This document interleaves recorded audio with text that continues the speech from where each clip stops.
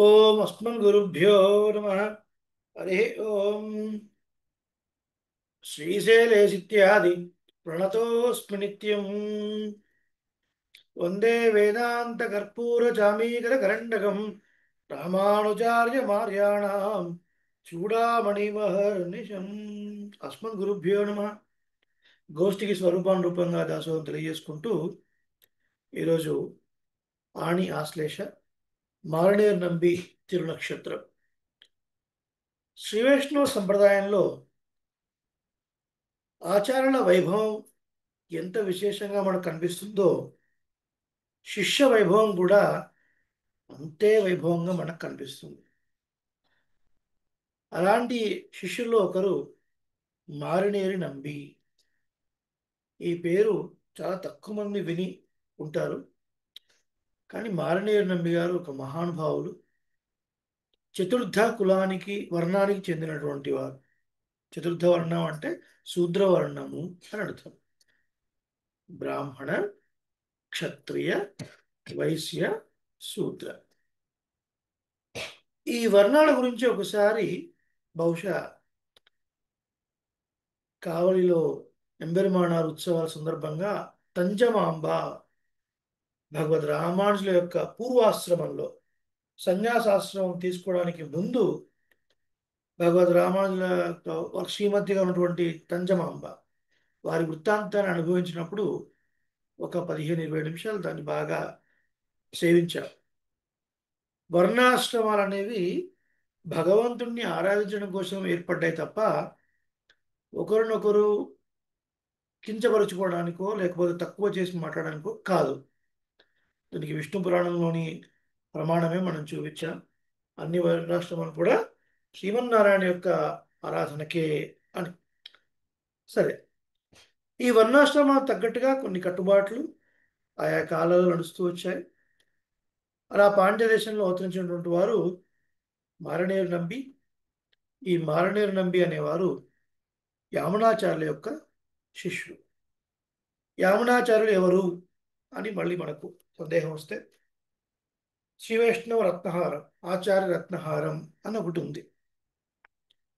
ఈ పరంపర మనకు ఎలా వచ్చింది అనే విషయాన్ని మనకు ఆచార్య రత్నహారం మనకు తెలియజేస్తుంది. మన మొట్టమొదటి ఆచార్యుడు శ్రీమన్నారాయణుడే. పెరియ పెరుమాళ్, పిరాట్టి, విశ్వక్సేనర్, నమ్మాళ్వార్, నాథమునిగల్, ఉయ్యకొండ, మణక్కాల్ నంబి, ఆళవందార్, பெரிய நம்பி, பெருமானார், எம்பார், பராசர பட்டர், நஞ்சியர், நம்பிள்ளை, வடக்கு திருவீதி பிள்ளை, பிள்ளைலோகாச்சாரியர், తిరువామణిపిళ్ళై, మనవాళ మాముని. మనవాళ మామునితో ఆచార్య రత్నహారం సమాప్తం. ఇక్కడ మనం చూస్తే పెరియ పెరుమాళ్ శ్రీమన్నారాయణుడు, పిరాట్టి మహాలక్ష్మి, విశ్వక్సేనర్ సేనై మొదలయ్యార్ అంటారు. వారు మన ఆచార్య పరంపరలో ఉన్నవారు. తర్వాత నమ్మాళ్ళు వారు, తర్వాత నాథముని, నాథముని తర్వాత ఉయ్యకొండారు, మణక్కాళ్ళ నంబి, యామునాచార్యర్. యామునాచార్యుల తర్వాత పెరియ నంబి మనకు సంప్రదాయంలో ముఖ్యంగా చెప్తాం. కానీ యామునాచార్యులకు శిష్యులు ఉన్నారు, ఎక్కువ మందే ఉన్నారు. వారిలో మారనేరు నంబి కూడా ఒకరు. ఒకసారి మారనేరు నంబి గారి యొక్క తనియని మనం అనుసంధానం చేసుకుందాం. స్క్రీన్ మీద మీకు కనబడుతోంది.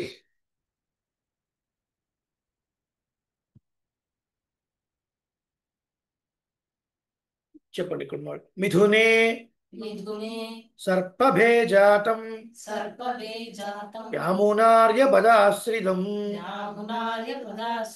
ఉత్తారకం యతీంద్రస్య మారినేరి గురుం భజే.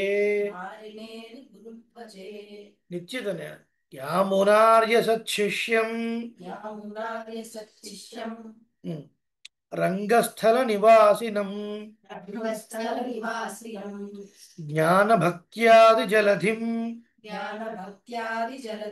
మారినేరి గురుం భజే. మనకు చాంద్రమానం ప్రకారంగా మనము కాలాన్ని నిర్ణయిస్తాము. ఆ ప్రకారంగా పౌర్ణమి తిథి రోజున చంద్రుడు ఏ నక్షత్రానికి దగ్గరగా ఉంటాడో దాని ప్రకారంగా మనం ఆ మాసాన్ని చెప్తాం.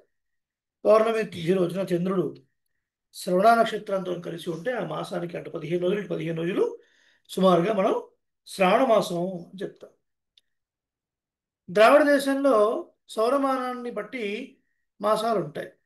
చిత్రై, వైయాసి, ఆణి, ఆడి ఇలా అన్నమాట. సౌరమానం ప్రకారంగా ఎవరి 15th వారికి చేంజ్ అవుతూ ఉంటుంది మాసం. అంటే సూర్యుడు ఒక మాసం ఒక నెల ఒక రాశిలో సంచరిస్తాడు. మేషరాశిలో సంచరిస్తే అంటే దాన్ని మేషమాసం అంటాం. ఆ తర్వాత 1 మంత్ అయిపోయిన తర్వాత సెకండ్ మంత్ వృషభ మాసం. అది సౌరమానం ప్రకారంగా. సూర్యుడి గమనాన్ని బట్టి కాలాన్ని నిర్ణయిస్తే సౌరమానం, చంద్రుని బట్టి నిర్ణయిస్తే చాంద్రమానం. ఇప్పుడు ఇక్కడ ఆనిమాసం అని చెప్తున్నాం. ఆనిమాసం అంటే సౌరమానం ప్రకారంగా ద్రావిడులు పీల్చుకునేటువంటి మాసం పేరు. ఆశ్లేష నక్షత్రం. ఉదయం పూట పుష్యమి ఉంది, తర్వాత ఆశ్లేష వచ్చింది. తర్వాత ఏ రోజైతే నక్షత్రం ఎక్కువ కాలం ఉంటుందో దాన్ని బట్టి దాన్ని నిర్ణయిస్తారు. పురాంతకం పాండ్యనాడులో జన్మించారు వీరు. వీరు యామునాచార్యుడిని ఆశ్రయించారు. ఎవరు? ఈ మారనేరు నంబి. ఏంటంటే ఈ పేరే కొద్దిగా కొత్తగా ఉంది మనకి. సంప్రదాయానికి ఓరాన్వళి సంప్రదాయం అని పేరు.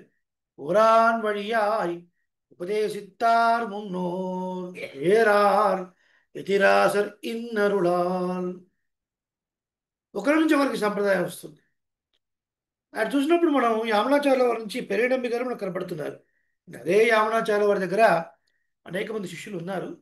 వారిలో పెరియ నంబి ఉన్నారు, పెరియ తిరుమల నంబి ఉన్నారు, తిరుక్కచ్చు నంబి ఉన్నారు, తిరుమల యాండాన్ ఉన్నారు, తిరువరంగ పెరుమళ అరయ్యర్ ఉన్నారు, మారనేరు నంబి కూడా ఉన్నారు. ఏమిటి పేరు? మారన్. మారన్ అంటే షడగోపులకు పేరు. షడగోపులు అంటే ఎవరు? నమ్మాళ్ళవారు.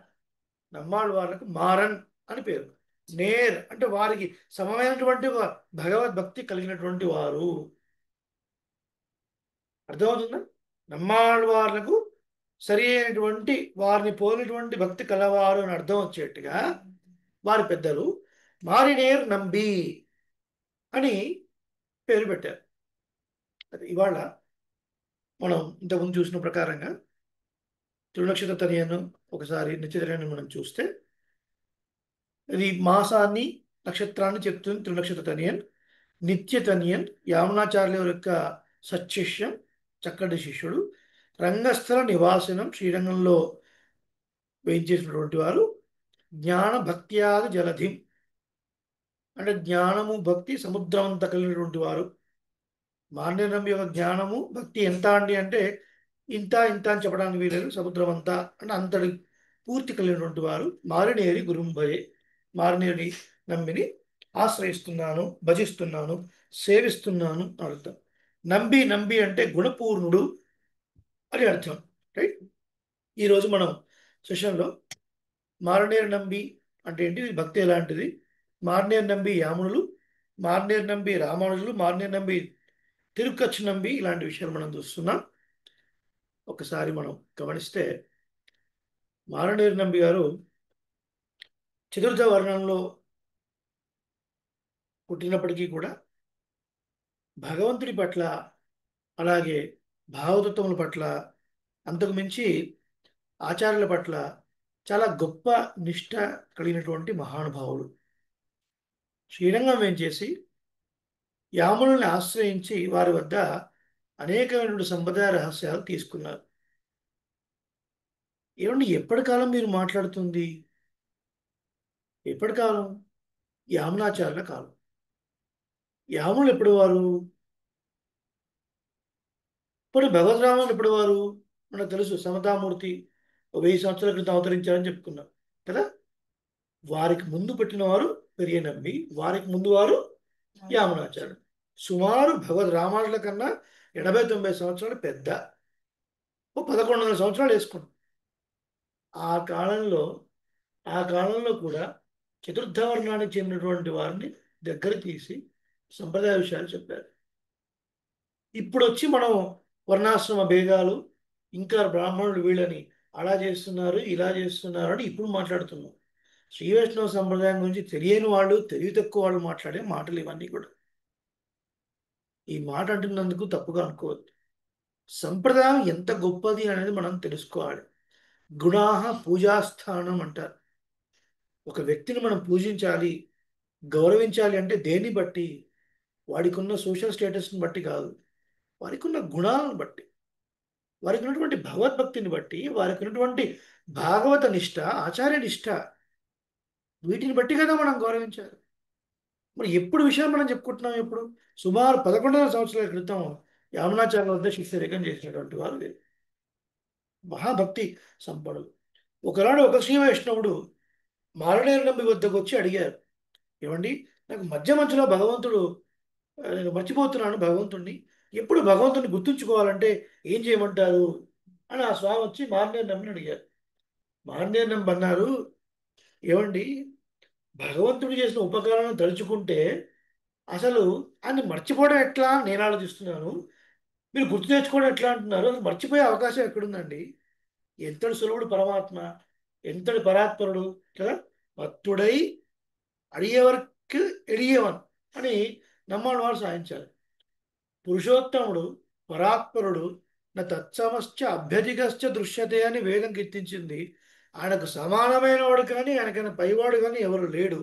అటువంటి శ్రీమన్నారాయణుడు పరాత్పరుడు ఎక్కడో వైకుంఠంలో ఉండాల్సినటువంటి వాడు మన కోసం కిందికి కొంచెం దిగి పాలకడలో ఇలా పడుకొని ఒక చెవు కింద పెట్టి ఎవడెప్పుడు పిలుస్తాడా, ఆ గజేంద్రుడు ఆది మూలమే అని పిలిచినట్టుగా ఎప్పుడెప్పుడు ఎవరు పిలుస్తారా అని గజేంద్ర రక్షాత్ త్వరితం భవంతం అని పరుగు పరుగున వచ్చి కాపాడేటువంటి స్వామి కొంచెం కిందికి వచ్చి అనేక యుగాల అవతారాలు తీసుకొని మానవుడిగా జన్మించి ధర్మాన్ని అనుష్ఠానం చేసి ఎన్నో కష్టాలు పడి మనలాగా అందరిలో అంతర్యామిగా ఉండి మనం అర్చించడానికి వీలుగా దేవాలయాల్లో దివ్యదేశాల్లో అద్భుతంగా వేయించేసినటువంటి స్వామి, ఆయన చేసిన ఉపకారాన్ని, ఆయన దివ్య లీలని తలుచుకుంటే అసలు మర్చిపోవడానికి ఆస్కారమే లేదు.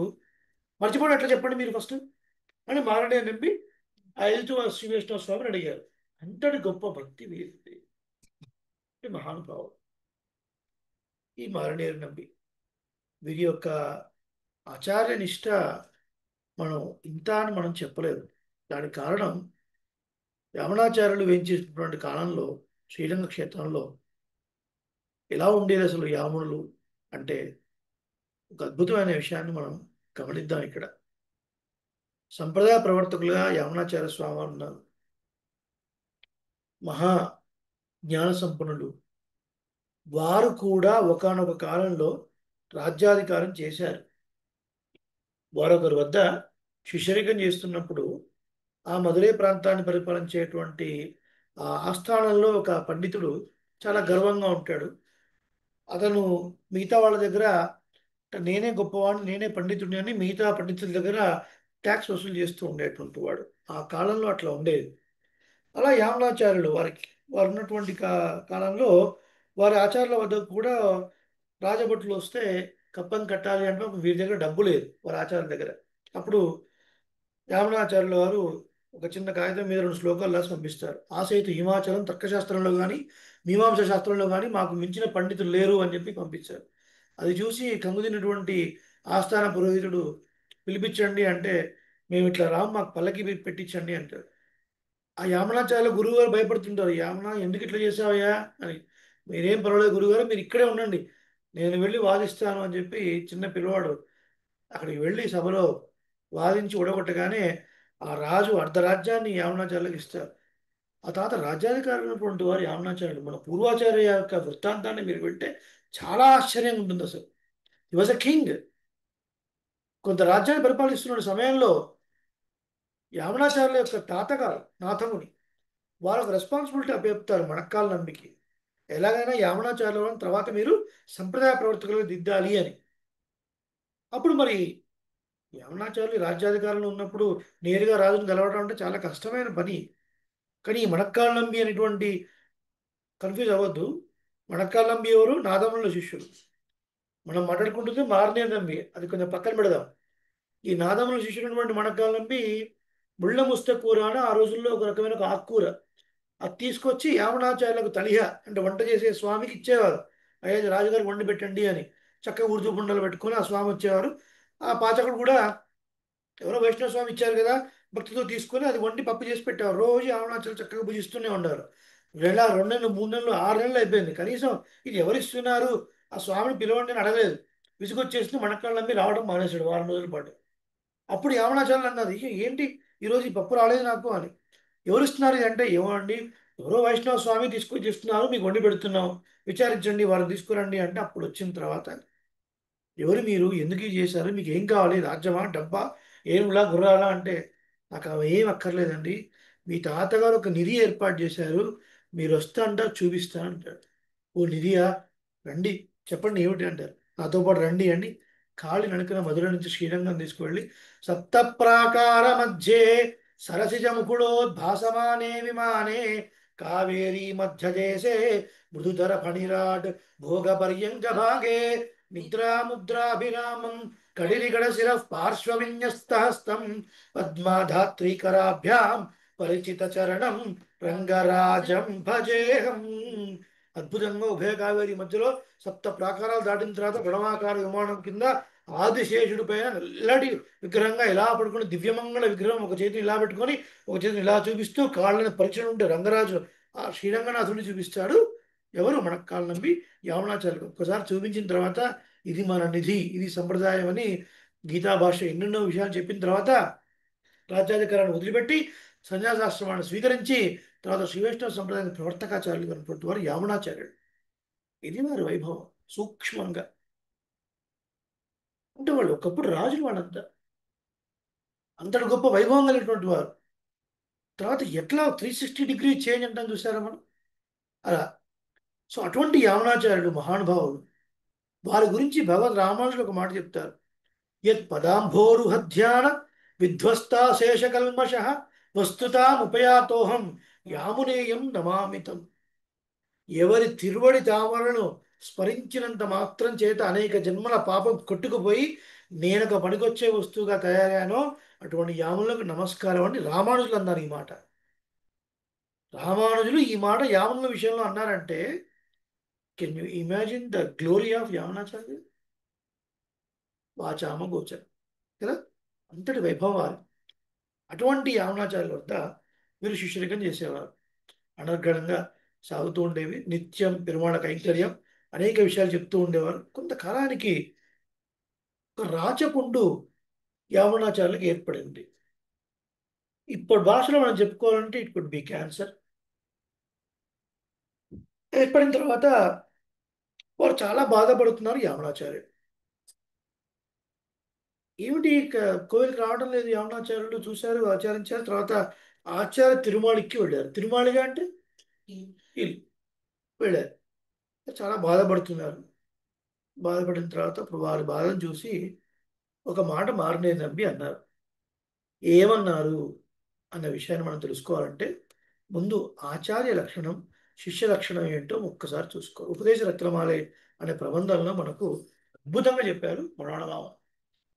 ஆசாரியன் சிச்சன் ஆறு இறை பேடமவன் தேசாரும் சிச்சன் அவனை சீர்வடிவை ஆசையுடன் நோக்குமவன் என்னும் நுண்ணறிவை கேட்டு வைத்தும் ఆర్కుమన్ నేర్ నిర్కై ఎరిదాం.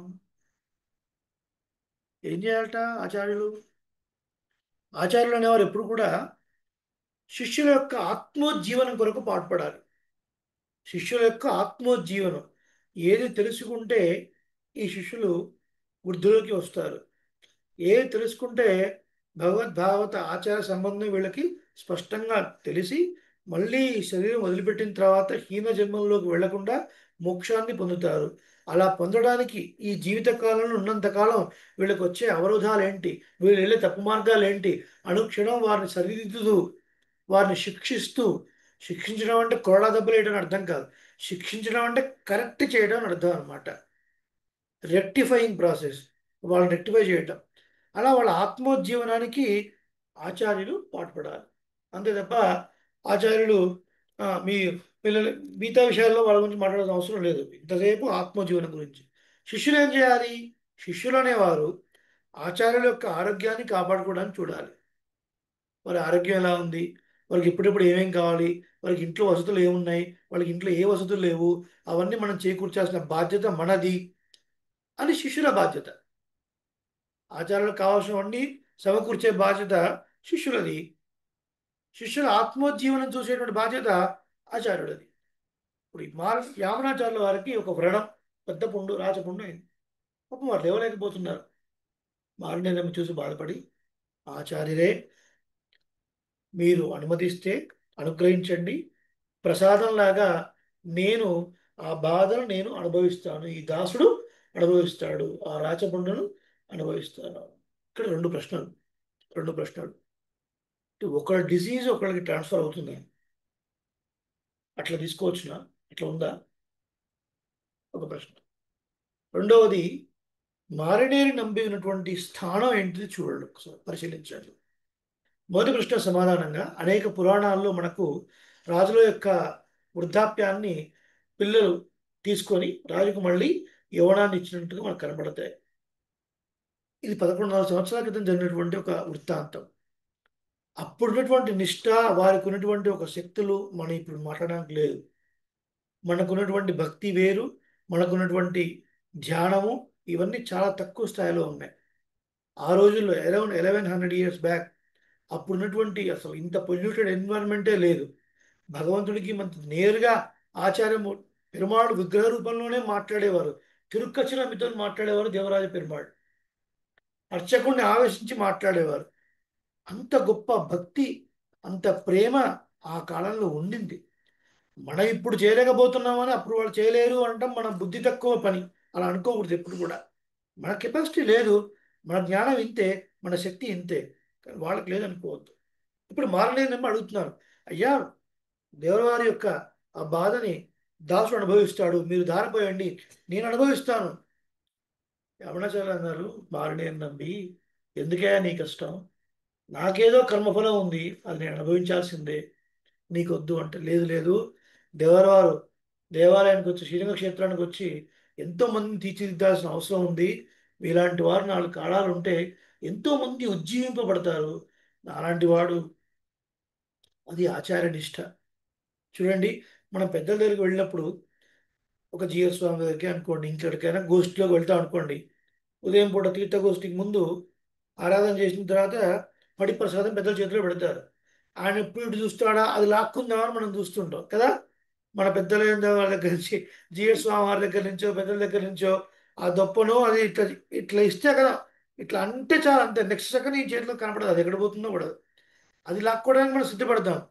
కానీ వారికి ఏదైనా బాధ ఉంటే, అయ్యా నాకు ట్రాన్స్ఫర్ చేయండి, మీ బాధను నేను అనుభవిస్తాను, మనం అనగలుగుతామండి? మనం అనలేస్తావా మనం? అటువంటి స్థితి మారనే నమ్మింది. అడుగో నేను చేస్తానన్నాడు. అటువంటి వాడు అంత గొప్ప ఆచార్య భక్తి.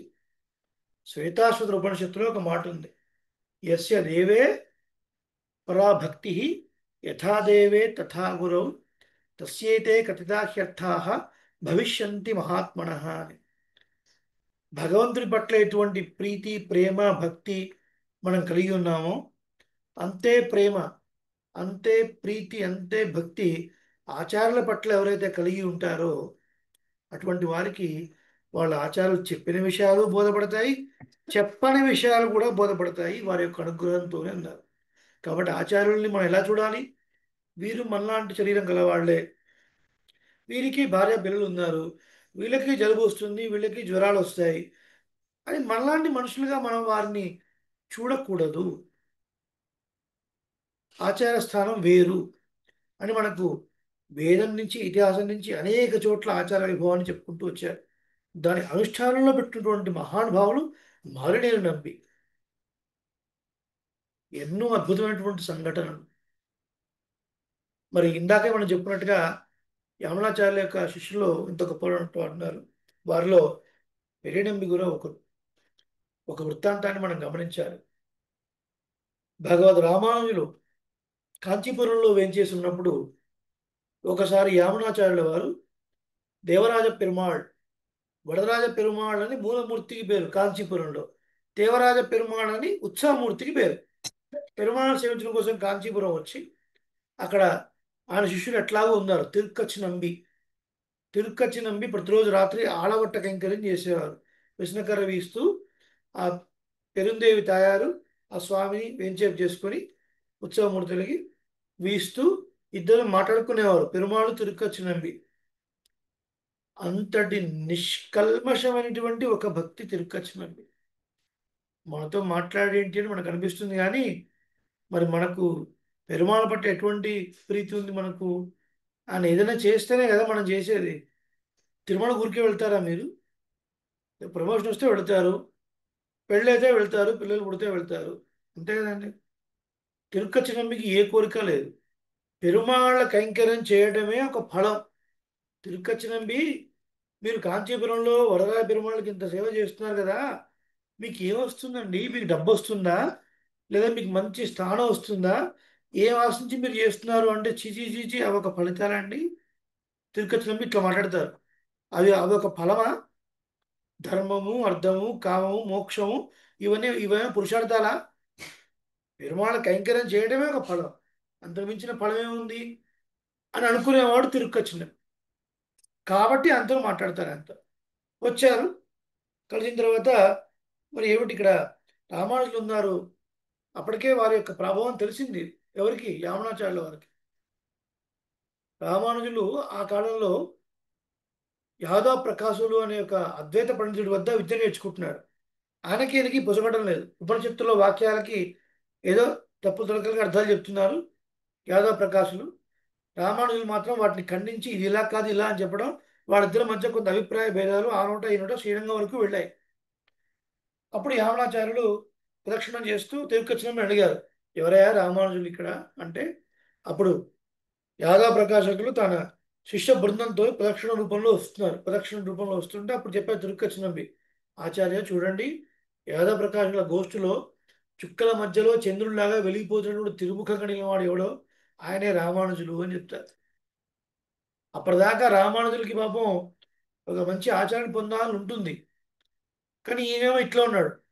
చూస్తారు, జస్ట్ ఒకసారి యామనాచార్యులు చూసి కటాక్షం చేస్తారు అంతే. పెద్దల దగ్గర మనం వెళ్తున్నప్పుడు వారు మనతో మాట్లాడారా లేదా డజంట్ మ్యాటర్, ఇమ్మెటీరియల్. నిజంగా మనం వారి పట్ల భక్తిని కలిగి వెళ్ళడం ఇంపార్టెంట్. వారి కటాక్షం పడితే చాలు, ఆటోమేటిక్గా మనకు లభించాల్సినవి లభించేస్తాయి. రామానుజులు యామునాచార్య వారితో మాట్లాడలేదు, యామునాచార్య వారు రామానుజులతో మాట్లాడలేదు. కటాక్షం చేశారంతే, వెళ్ళిపోయారు. చివరి కాలంలో వారి వయసు పడిపోతుంది. అప్పుడు ఆ సమయంలో పిరణింబి గారిని పంపించి తీసుకొనండి అన్నారు రామానుజుని.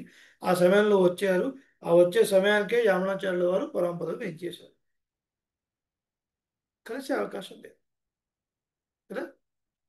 సరే, తర్వాత రంగనాథుడి మీద కోపంతో అంటే యామునాచార్యులు ఇంతగానో సేవిద్దామని వచ్చాను నేను, కనీసం ఆచార దర్శనం కూడా కానీకుండా చేశావా, నీ ముఖం కూడా చూడను అని రంగనాథ దర్శనం కూడా చేసుకోకుండానే కోపంతో వెళ్ళిపోతారు కాంచీపురం భగవద్ రామానుజు.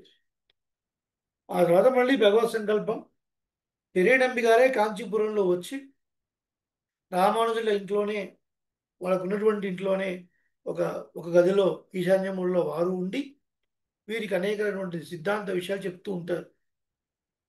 ఆ సమయంలో ఒక అద్భుతమైన ఘటన. అప్పటికే భగవద్ రామానుజుల శ్రీమతి ఇంకా వారు సన్యాసాశ్రమం పుచ్చుకోలేదు, పంజమాంబ అని. వీరికి ముందు ఒక బావి వెనక ఒక బావి ఉండేది. రామానుజులు ప్రతినిత్యం తీర్థ కైంకర్యం చేస్తూ ఉండేవారు. అలాగే ఆచార్యులకు కూడా కావాల్సిన తీర్థాన్ని కూడా బావి నుంచి చేది, ఆ రోజుల్లో బోర్ సిస్టమ్ లేదు కదా, బావి నుంచి చేది వారి తీర్థ కైంకర్యం అవన్నీ ఏర్పాటు చేసి ఆచార సేవ చేసి వెళ్ళేవారు. విద్య నేర్చుకోవడం అంటే ఇలా సెల్ ఫోన్లో కూర్చొని జూమ్ నొక్కడం కాదు. ఆ రోజుల్లో పెద్దల దగ్గరికి వెళ్ళి వారికి పలు విధాల కైంకర్యం చేసేవాడు. ఇది కృష్ణుడే చెప్పాడు, తద్విద్ధి ప్రణిపాతేన పరిప్రశ్నేన సేవయా ఉపదేక్షంతి తే జ్ఞానం జ్ఞానిన తత్వదర్శిన. పెద్దల దగ్గరికి వెళ్ళాలి, సాష్టాంగం చేయాలి, వారికి సేవ చేయాలి, అయ్యో ఉపదేశించడాన్ని బ్రతిమలాడాలి, వారి దగ్గర విద్య తీసుకోవాలి. ఇది క్రమం. ఎంతో కైంకర్యం చేసేవారు. ఇలా నడుస్తున్న క్రమంలో ఒక రోజున రామానుజుల పూర్వాశ్రమంలో వారి భార్య తంజమాంబ గమనిస్తూ ఉంటుంది దగ్గర దగ్గర. ఎప్పుడైతే మహాపూర్ణులన్నా పెరియనంబి అన్న ఒకటే, వారు రామానుజులు ఎదురుగా కూర్చొని మహాపూర్ణుల వారు సంప్రదాయ విషయాలు చెప్తూ యామునాచార్యుల విషయం చెప్పినప్పుడల్లా ఇంటింత పెద్ద కళ్ళు చూసుకొని పెద్దగా కళ్ళు చేసి చూస్తూ చెవులు మొత్తం నిక్కార్చి ఇట్లా వింటూ ఉండేవారు భగవద్ రామానుజులు. యాముడులు అంటే అంత ప్రావణ్యం భగవద్ రామానుజులకు. వ్యత్యాశ్రమంలో ఉన్నారు అప్పటికి యమునాచార్యులు లేరనుకోండి, బట్ వారి వైభవాన్ని విన్నప్పుడల్లా రామానుజులకు తెలియని ఒక ఆనందం, కళ్ళలో ఒక ఆర్ద్రత, కంటి నీరు, కళ్ళు విప్పార్చి చూడటం, చెవులు రిక్కించి వినడం, చాలా ఆసక్తి వినటం, ఇవన్నీ చూస్తుంటే ఒక్కొక్కసారి తంజమామకు భయం వేసేది. ఏంటి ఈయన కూడా తర్వాత కాలంలో సన్యాసాశ్రమం తీసుకుంటారా ఏంటి అని ఒక భయం వేసేది. కోర్స్ తర్వాత జరిగింది, దాని వెనకాల విషయాలు వేరనుకోండి. అంతటి ప్రామాణ్యం కలిగినటువంటి వారు ఒకానొక రోజున మార్నేర్ నంబి శ్రీరంగం నుంచి తిరుక్కచ్చి వచ్చి, తిరుక్కచ్చి నంబిని కూడా కలిసి, వారు కలిసి తిరుక్కచ్చి నంబి మార్నేర్ నంబి ఇద్దరు కలిసి ఇటు వస్తారు. ఎక్కడికి? మహాపూర్ ఉన్నటువంటి ప్లేస్కి వస్తారు. మహాపూర్లు ఎక్కడున్నారు అప్పుడు? రామానుజ గృహంలోనే, ఆ కాంచీపురంలో భగవద్ రామానుజు ఉండే ఇంట్లో వెనకాల ఒక వీధిలో చివరి ఒక రూమ్లో వాళ్ళు కూడా ఉన్నారు. వారు వచ్చారు, మాట్లాడుతున్నారు. అప్పుడు మారనేరు నంబి ఒక మాట అంటారు మహాపూర్ణతో. మహాపూర్ణ, దాసుడు ఒక మాట చెప్పిన విషయం మీకు గుర్తుంది కదా అంటాడు. అంటే గుర్తుంది, నేను మర్చిపోలేదు అంటారు మహాపూర్ణ. ఏమిటా మాట అంటే, నా చివరి దశలో పంచ సంస్కారం పొందినటువంటి ఈ పాంచభౌతిక శరీరాన్ని నా బంధువులకు మాత్రం ఇవ్వద్దు, నా బంధువులకు మాత్రం ఇవ్వద్దు, పంచ సంస్కారం కానీ నా బంధువులకు ఇవ్వకూడదు. అది ఎలాంటిదో తెలుసా? దేవతల కోసం పెట్టినటువంటి పురోడాసం కుక్కలకు ఇచ్చినట్లు అని చెప్తారు. పురోడాసం అంటే ఒక పిండితో తయారు చేసిన పదార్థం హోమంలో వేసేటువంటిది, ఒక దోశ లాంటిది అనుకోండి ప్రస్తుతానికి మీకు అర్థం కావడం కొరకు. అది హోమంలో స్వాహాకారాలు చెప్తూ ఆ పురోడాసాన్ని హోమంలో వేయాలి. అటువంటి శ్రీమన్నారాయణ కొరకు ఆ యజ్ఞం చేస్తున్నప్పుడు స్వాహాకారాలు చెప్తూ వేయాల్సిన పురోడాసాన్ని పక్కన పెడితే కుక్క వచ్చి ముట్టుకుంది అనుకోండి, ఎంత అపచారం. అలాగే పంచసంస్కార పరునైనటువంటి ఈ శరీరాన్ని, ఆచార్య శ్రీసూక్తులు విన్నటువంటి దాసుడి యొక్క పాంచభౌతిక శరీరాన్ని పంచ సంస్కార వాసన లేని నా బంధువులకు ఇస్తే కుక్కలకు ఇచ్చినట్లే. మిత్రమా, గుర్తుంది కదా? గుర్తుంది అంటారు, వెళ్ళిపోతారు. తర్వాత కొంతకాలానికి మార్నేరు నంబి చాలా అస్వస్థతతో ఉంటారు. చాలా ఆరోగ్యం క్షీణించిపోయిన సందర్భంలో నంబి గారు వెళతారు. కొంతకాలానికి వారు పరమపదించిన తర్వాత వారిచ్చిన మాట ప్రకారంగా ఈ నాలుగో వర్ణానికి చెందినటువంటి శూద్ర వర్ణానికి చెందినటువంటి మారనేరు నంబి యొక్క చరమ తిరుమేని సంస్కారాన్ని శ్రీవైష్ణవ వంశంలో అవతరించినటువంటి మహా ఆచార్యులు, మహాపూర్ణులు, పెరియనంబి అని పిలువబడేవారు, భగవద్ రామానుజులకు సాక్షాత్తు భగవద్ రామానులకు పంచ సంస్కారం చేసినటువంటి మహాపూర్ణులు ఈ చతుర్థవర్ణ వాడి యొక్క శరీరానికి పంచ సంస్కారం, దహన సంస్కారం చేస్తారు. శ్రీరంగంలో ఒక పెద్ద కోలాహలం. ఏమిటి అపచారం, ఏమిటి అపచారం? పరమశివ వైష్ణవ వర్ణంలో పుట్టినటువంటి మహాపూర్ణులు వీరికి దాన సంస్కారం చేయడం ఏంటి? ఇది ఎంత అపచారం, ఇది ఎక్కడైనా ఉందా? ఎక్కడైనా ఉందా అని ఒక్కొక్కళ్ళు నోట్లో చాలా రకరకాలుగా గాసిప్స్ అంటామే, గాసిప్స్, రూమర్స్ లాంటి నడుస్తుంది. ఆ మాట ఈ మాట భగవద్ రామానుజు వరకు వచ్చింది. రామానుజులకు తెలుసు, రామానుజులకు ప్రతి విషయం తెలుసు, వారి మనసులో ఏముంది, వారి ఆచార్య మనసులో ఏముంది అన్న విషయం. అప్పుడు వీరు ఉండబట్టుకోలేక వారి ఆచార్య దగ్గరికి వెళ్ళి, రేణమ్మ గారి దగ్గరికి వెళ్ళి సాష్టాంగం చేసి, అడిగే ఒక సందేహం, దేవవారిని అడగాలనుకుంటున్నాడు దాసుడు. అంటే ఏమిటి అంటే, இந்த ஒரு பரம ஸ்ரீ வைஷ்ணவான நீர் அந்த చర్మ తిరిమేనికి దాన సంస్కారం పన్నకూడమో, అలా చేయడం సరైందేనా అని అందరూ అనుకుంటున్నారు. అంటే అప్పుడు ఒక మాట అంటారు, ఎవరు? మహాపూర్ణం, నాయన, శ్రీరాముడి కన్నా గొప్పవాడిని నేను కాదు, జటాయు కన్నా తక్కువ వాడేం కాదు మారనేరు నంబి అంటారు. అర్థమవుతుందా? శ్రీరాముడి కన్నా గొప్పవాడు నేనేం కాదు, జటాయు కన్నా తక్కువ వాడు కాదు మారనేరు నంబి, అంత గురుభక్తి గలవాడు అని. నమ్మాళ్ళ వాళ్ళు ఏం చెప్పారో గుర్తులేదా మీకు?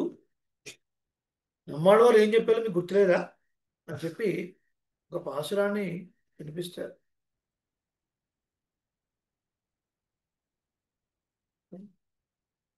நெடுமார் கடிமை செய்வோன் போல் அவனை கருதோ வஞ்சித்து தடுமாத்தத்த தீக்கதிகள் முத்தும் தவிர்ந்த செதிர் நினைந்தால் கொடுமாவினையே அவரடியாரடியே கூடுமிதுவல்லால் விழுமார் என்பதனந்தோ వియన్ము ఉలగు పెరినుమే. ఏంటి దీని అర్థం? ఏం చెప్తున్నారు నమ్మాళ్ళు వాళ్ళు? భగవంతుని యొక్క వైభవాన్ని తెలుసుకున్న తర్వాత స్వామిని పూర్తిగా అనుభవించి ఎన్నో ఎన్నో పాప కర్మలు చేసినటువంటి ఈ మానవులు ఆ శ్రీమన్నారాయణ యొక్క భృత్యులకు భావతత్వములకు సేవ చేసి తరించడం కన్నా ఇంకేమైనా ఉంటుందా? ఆ భావతత్వములకు ఉపచారం చేయడాన్ని మించినటువంటి సత్కార్యం ఏదైనా ఉందా? శ్రీమన్నారాయణుడే సర్వస్వము అని నమ్మినటువంటి భాగవతోత్తములు భక్తులు వారికి కైంకర్యం చేయడం, వారి సేవ చేయడం కన్నా మించినటువంటి సేవ ఇంకొకటి ఉందా? కొన్ని వేల కోట్ల జన్మల్లో ఎన్నో క్రూరమైన అపరాధాలు చేసిన మనం ఉజ్జీవించాలంటే ఒకటే మార్గం, ఆ శ్రీమన్నారాయణ యొక్క భక్తులకు దాస్యం చేయటమే. తిరుమంగ ఆడవారు కూడా ఇదే మాట అన్నారు కదా. తిరుమంగ ఆడవారికి సాక్షాత్తు అష్టాక్షరి మహామంత్రాన్ని కృప చేసిన వారు, దాని మంత్రార్థాన్ని చెప్పిన వారు సాక్షాత్తు శ్రీమన్నారాయణుడే. ఆ వైభవాన్ని విని நீ திருவெத்தெழுத்தை கற்று நான் ఉత్తదు ఉన్ అడియార్ కడిమే అన్నారు.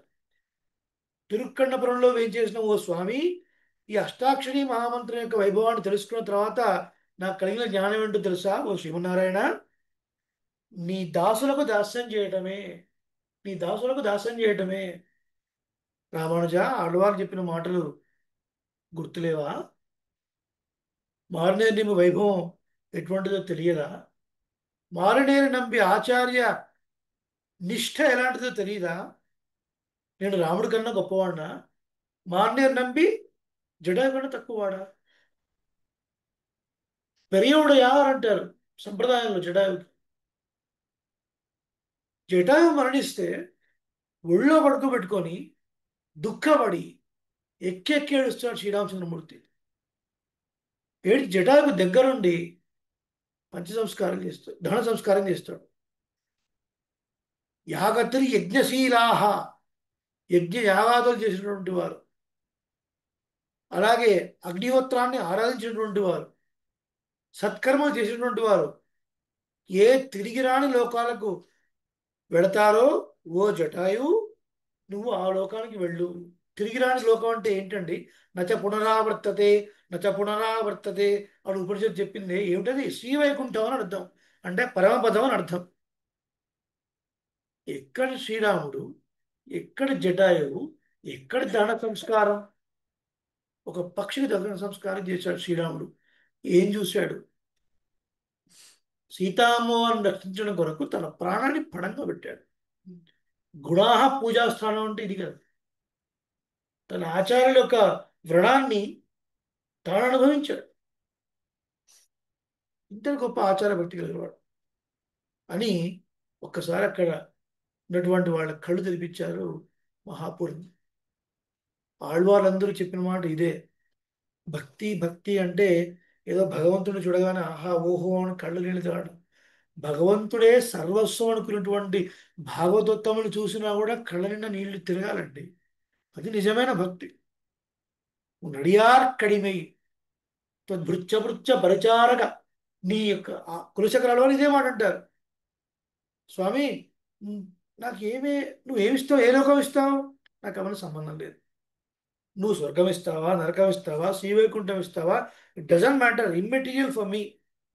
ఒకటే కావాలి, నీ సేవకుల, వాళ్ళకు సేవ చేసే వాళ్ళ సేవకుల, వాళ్ళ సేవకులకు సేవ చేసేటువంటి ఒక భాగ్యాన్ని కల్పించు.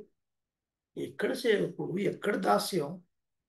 శ్రీ వైష్ణవ సంప్రదాయం చాలా గొప్ప సంప్రదాయం. దాస్యం అంటే చాలా మంది కనిపిస్తుంది సేవ స్వవృత్తి రాఖ్యాత అని మనుధర్మ శాస్త్రంలో ఒక మాట ఉంది. నీతి శాస్త్రంలో, మనుధర్మ శాస్త్రం కాదు, నీతి శాస్త్రంలో సేవ స్వవృత్తి రాఖ్యాత, సేవ అనేది కుక్క బతుకు లాంటిదండి అని ఈ లోకంలో ఒక సామెత. ఒకడు మోచే కింద నీళ్లు తాగడం అంటే చాలా హీనం కదా. మరి ఇక్కడ దాస్యానికి అంత ప్రాధాన్యత ఏంటి అంటే లౌకిక విషయాల్లో అలాంటి ఉంటే కానీ భగవంతుని విషయాల్లో ఇది పరమ శ్రేష్టమని మనకు పెద్దలు అనేక విధాలుగా నేను చూపించారు. ఆళ్వార్ల పాసురాల్లో ఇదే కనబడుతుంది. పూర్వాచార్యుల యొక్క జీవితంలో అనేక సంఘటనలు ఇట్లాంటివి మనకు కనబడతాయి. ప్రబంధాల్లో ఇవే కనబడతాయి. అంతెందుకండి ఆళ్వార్లలో ఆళ్వార్ పేరు తొండరడిపొడి ఆళ్వార్. తొండర్ అంటే భక్తులు, అడి అంటే పాదము, పొడి అంటే ధూళి. విప్రనారాయణులు ఏం పేరు పెట్టుకున్నారు? ఆయన భక్తుల పాద ధూళి అని పేరు పెట్టుకున్నారు. ఎంత గొప్ప! తిరుమల క్షేత్రం ఎంతమంది చూస్తుంటారు మీరు? కులశేఖర పడి, పవళవాయ్ పడియాయ్ కిడందు ఉన్ పవళవాయ్ కాణ్బేనే. ఓ స్వామి, నీ దివ్యమంగళ విగ్రహం చూస్తూ ఒక అచేతనమైన గడప, చైతన్యం లేని జడ పదార్థం గడపలాగా పడుండి నీ యొక్క అధరాన్ని అంటే నీ దివ్యమంగళ విగ్రహాన్ని చూస్తూ ఉండేలాగా ప్రసాదించు స్వామి. ఇదేం కైంకర్యం, ఇదేం కోరిక? ఎవడైనా చైతన్యం కలిగి నీకు విష్ణుకర విజయ కైంకర్యం కావాలి, లేకపోతే నీకు నేను డ్రైవర్ని అవ్వాలి, నీ రథాన్ని నడిపేవాడిని కావాలి, ఇంకేదో అసలు చైతన్యం లేకున్నా పర్వాలేదు, గడపలాగా పడున్నా చాలు. ఎంతో మంది భక్తులు, దేవతలు వాళ్ళందరూ నిన్ను సేవించడం కొరకు వస్తూ ఉంటారు, ఆ గడప దాటుతూ ఉంటారు. ఎప్పుడు నిన్ను చూస్తూ ఉంటాను, నీకు దాస్యం చేయాలి, దాస్యం చేయాలి. లక్ష్మణస్వామి కూడా ఇదే కదండి చూపించింది శ్రీరామాయణంలో. మొట్టమొదటిసారి కిష్కింధాకాండలో హనుమంతుడు వారు శ్రీరాముని లక్ష్మణస్వామి చూసి మాట్లాడుతున్నప్పుడు ఆ సంభాషణలో మీరు ఎవరు అడిగినప్పుడు పరిచయం చేసుకున్న తర్వాత అహమస్యావరో భ్రాత గుణేర్దాస్యముపాగత. ఏ హనుమా, ఈయన మా అన్నయ్య రామచంద్రుడు, నేను లక్ష్మణస్వామిని, లక్ష్మణుడు నా పేరు, నేను ఈయనకు తమ్ముణ్ణి.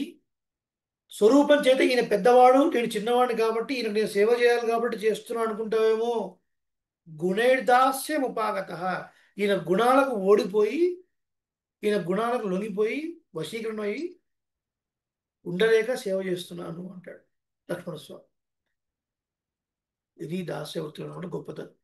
అలా మనకు మార్నేరు నంబి వృత్తాంతం అంతా కూడా చక్కటి ఆచార నిష్ఠతో కూడుకున్నటువంటి ఒక అద్భుతమైనటువంటి విషయంగా మనకు కనపడుతుంది. శ్రీ వైష్ణవ సంప్రదాయంలో ఆచార్య నిష్ఠకి చరమ పర్వనిష్ట అని పేరు. చరమము అంటే అల్టిమేట్ అని అర్థం, దానికన్నా మించింది లేదు అని అర్థం. అటువంటి గొప్ప నిష్ఠ కలిగినటువంటి వారు మారనీరు నంబి. నంబి నంబి అంటే గుణపూర్తి కలవారు అని అర్థం. అటువంటి వారిని మనం ఇవాళ స్మరించాం వారి తిరునక్షత్రం రోజున. అటువంటి ఆచార్య భక్తి, ఆచార్య నిష్ఠ మనందరికీ కలుగుగాక అని శ్రీరంగనాథుడిని, భగవద్ రామానుజుల్ని ప్రార్థిస్తూ, యామునాచార్యుని ప్రార్థిస్తూ, మార్నేరు నంబి యొక్క తిరువిడగడలో దండ ప్రణామాలు సమర్పిస్తూ అడియేన్ రామానుజదాసన్. శ్రీమతే రామానుజాయ నమః.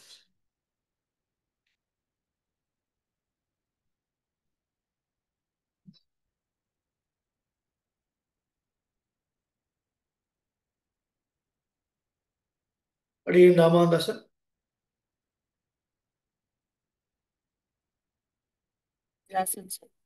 అడియేన్ రామానుదాసన్. శ్రీమతే రామానుజాయ. అడియేన్ రామానుజాయ. అడియన్ దాసోహం స్వామి. మీ అందరికీ అడియన్ దాసోహం స్వామి. అడియేన్ దాసు. దాసోహం స్వామి. అడియన్ దాసోహం స్వామి. అడియన్ దాసోహం స్వామి. దాసు. అడియన్ దాసోహం స్వామి. రామానుజ జయ అడియన్ రామానుజ దాసోహం జయ స్వామి. రామానుజ జయ రామానుజ. శ్రీమతే రామానుజాయ నమః. స్వస్తి. మళ్ళీ ఒకసారి ఏదైనా విషయంలో మళ్ళీ మనం కలుద్దాం. శ్రీమతే రామానుజ. అడియన్ దాసోహం స్వామి. దాసు.